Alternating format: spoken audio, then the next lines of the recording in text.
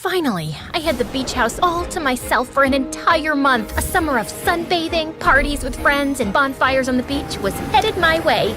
I couldn't wait, and the best part, a break from my dad's annoying rules. Hi everyone, I'm Taylor, the girl who has it all. Everyone knows my name, teachers love me, and I live in the sweetest oceanside mansion on this side of the Panhandle. Everything was falling into place. I'd just finished my senior year. I got accepted into my dream college, and I had a killer party planned at the end of the week. Life was great. My summer dreams shattered like a mirror when I saw a familiar face jump out of a moving truck next door. Before I continue, please like and subscribe. What is she doing here? I ducked behind the railing and peered over at a preppy-looking girl walking toward the neighboring house. Her hair clips stuck out like a sore thumb. Whoa, that's Heather Lanigan. I haven't seen her since... Shut up, Troy. She'll hear us. My annoying little brother almost gave us away. Thankfully, I pulled him out of sight just in time. Weren't you guys like best friends or something? Why are you being so sketchy? I glared at my brother and crept inside as fast as I could, watching from the tilted blinds. Heather and I went way back, but she moved away when we were 12 and took all her insane drama with her. We used to be friends until she started making my life a living nightmare. More on that later. All week, I was forced to sneak around from room to room to stay out of sight, like I was a burglar in my own house. This was not how I wanted to start my summer vacation. Before I knew it, it was the day of my party. I didn't even realize the DJ had arrived to set up his equipment until the doorbell shocked me out of my trance. The guests started showing up, and I wasn't even dressed yet. I threw on the cutest dress in my closet and raced downstairs. Oof, straight into my boyfriend, James. Careful, babe. What's the rush? Sorry, I'm just a little on edge. My arch nemesis moved in next door a few days ago,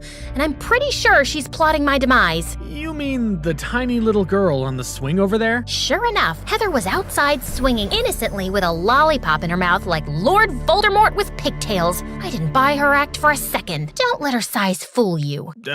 Okay. Should we go dance? Yeah, the music kicked on and I finally let my guard down. We danced and sang karaoke all night long, having an absolute blast. At one point, I looked out the window again and saw Heather, still alone on the swing set. Maybe I'd been too judgy. I was almost tempted to invite her to the party, when suddenly I heard gasps behind me. Watch out! I spun around and stared just as a light snapped off the railing above. James dove and pushed me out of the way just in time. When I looked back out the window, Heather was gone. I tried to act like it was no big deal. Just a little accident, everyone.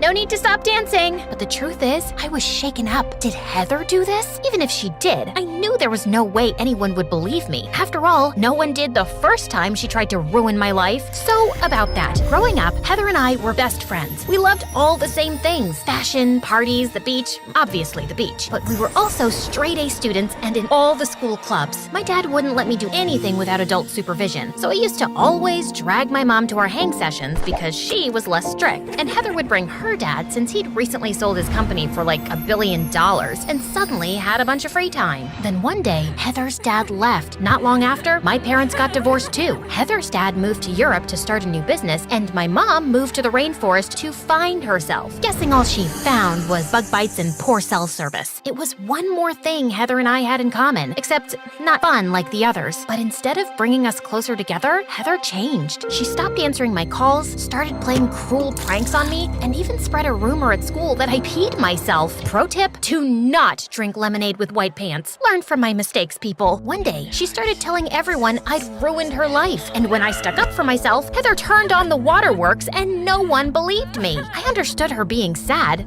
I was sad too, but I couldn't understand why Heather suddenly hated me. Eventually, Heather and her mom moved away. By then, I was honestly relieved to see her go. At least I'd be safe from her pranks. And I was, for a while. But now, she's back. Over the next few weeks, my brand new car broke down. I lost my entire makeup bag in a thunderstorm, and James even started ditching me. This wasn't a coincidence. Heather was ruining my life all over again. I knew I needed proof this time, so I watched Heather like a hawk. One day, James came over to pick me up for a date and found me doing surveillance. Babe, she hasn't said a word to you. You're being paranoid. That's what she wants you to think. Ooh, scary. Watch out for the big bad she-wolf. I considered dumping my mocha latte on James's head, but decided to be mature and punch him in the arm instead. Also, this latte was way too good to waste.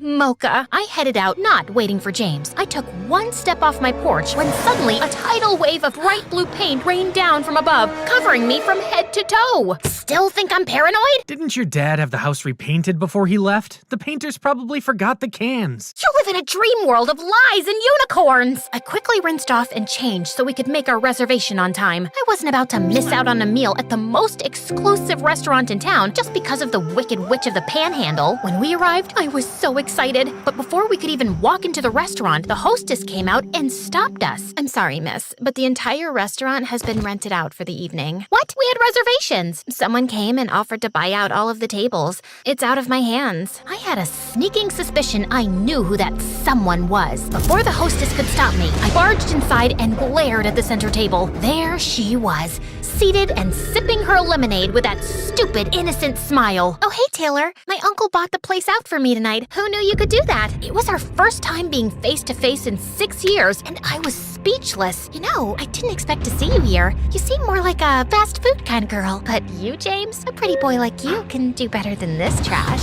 At least this so-called trash could get a date eating all by yourself. That wiped a smirk right off her face. For a moment, I felt satisfied until Heather flung a mound of mashed potatoes right at me. This is the second dress of mine you've ruined tonight, you little... Okay, time to go. Before I could slap that snarky grin off her face, James picked me up and carried me out while I screamed and kicked like a toddler. When I got home, I broke down in tears. All I wanted was to have a fun summer, and Heather had ruined everything. What had I ever done to deserve this? There was a knock at my door, and my little brother Troy came in. Hey, you okay? No, Heather was ruining my life again. Have you tried talking to her? Seems like a better plan than avoiding her forever. That gave me an idea. You're right. How can I get revenge if I'm always hiding? I didn't say anything about revenge. Thanks, Troy. You're a genius. Troy was right. It was time to turn the tables. The next morning, I got up bright and early and headed to Heather's favorite cafe. I had a hunch she'd show up eventually. Sure enough, soon she came in to order. I slipped a note to the barista and hid behind some rando's laptop. Shortly after, the barista put her drink on the counter. Double espresso macchiato for horseface Heather. The entire coffee shop started laughing. Heather turned beet red and then looked right at... Uh-oh. Before I could hide, Heather marched right over and dumped her iced coffee on my head. Did you really think you could hide? I could see the tacky dye job from space. I'll have you know that I'm a natural strawberry blonde. Seriously, my hair got lighter from spending so much time in the sun. It's not a dye job. Okay, so that didn't go quite the way I'd planned. I was seriously gonna have to get a new wardrobe with all the clothes Heather was ruining. Next time, I would be more stealthy. Sadly, summer was coming to an end, but the good news is my university campus was gorgeous. I fell in love in an instant. Even the presence of my arch nemesis couldn't break the spell. On the first day of classes, I had my textbooks, my planner, and a pencil with an adorable pink floofy thing at the end. I was prepared for everything. I noticed a girl was about to sit next to me. Don't even think about it. Sorry, I'm saving it for a friend. Why was I yelling at random students? I'm glad you asked. About an hour ago, I'd paid the janitor to delay Heather on her way to the classroom. That way, when she arrived to class, there would only be one seat left. Earlier that day, I'd gone to a hardware store to buy the strongest glue I could find. See where I'm going with this? Unfortunately, Heather did too. When she came in, I tried to play it cool, but I kept glancing at the chair, and Heather noticed. Then she did something truly evil.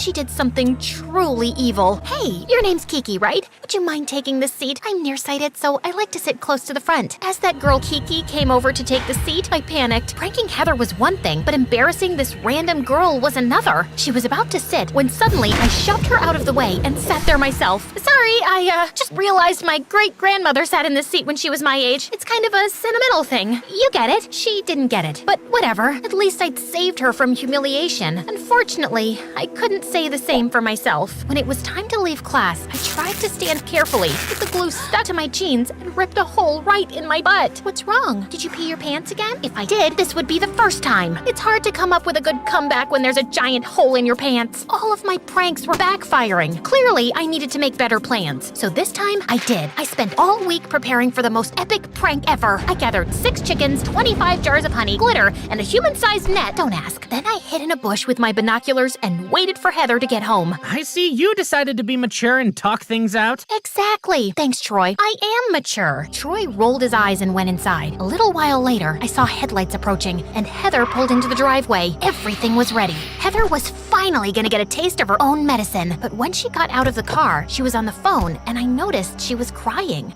You obviously don't care at all. You would have come back by now if you did. Forget it. My hand hesitated on the rope. Heather was in position. All I had to do was pull, and she'd be coughing feathers and glitter for a week. Instead, I approached her. Are you okay? Why do you care? Well, I don't know if you remember, but we used to be friends. Before you ruined my life, you mean? Oh my God, Heather. I have no idea what your problem is with me. We were besties, and then one day you decided to turn me into a boogeyman for no reason. Whatever it is, get over it. I'll never get over it. I'll follow you to the ends of the earth. You'll never know a moment's peace until I have my revenge. Wow, she really was insane. Stripes and polka dots? Also, the whole evil villain speech, that was weird too. Good luck with world domination or whatever, crazy pants. I started to walk away when suddenly I tripped and pulled on the rope to catch my fall. In an instant, I was hit with a cascade of feathers, honey, and glitter. Heather laughed when suddenly the net fell and snatched her up into the air. We both looked totally ridiculous, but at least the prank was a partial success. Was it just me, or was that a smile on Heather's face? Smile or not, Heather had told me she wasn't gonna let this go. I needed to be ready.